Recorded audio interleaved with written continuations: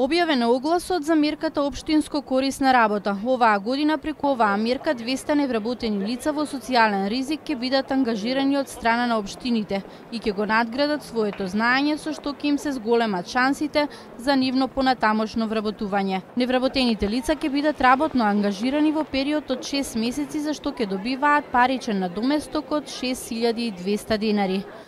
Заменик министерот за труд и социјална политика Диме Спасов истакна дека оваа мерка помага кај потешко вработливите лица да добијат работни навики и полесно да се вработат. Оние лица кои што ќе бидат работно ангажирани ќе бидат во период од 6 месеци во рамки на општините за задоволување на потребите на локалната заедница.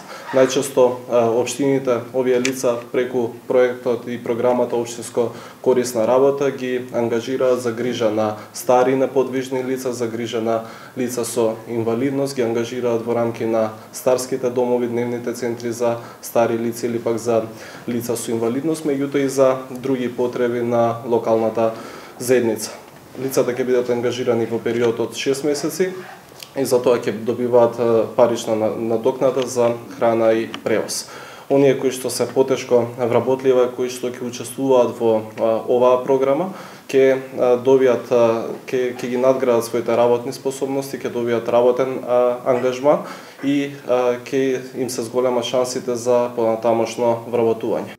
Директорот на Агенцијата за вработување на Република Македонија Владко Поповски истакна дека оваа мерка е воедно и помош за самите општини во делот на извршување на нивните суштински дејности, а тоа е да им помагаат на граѓаните.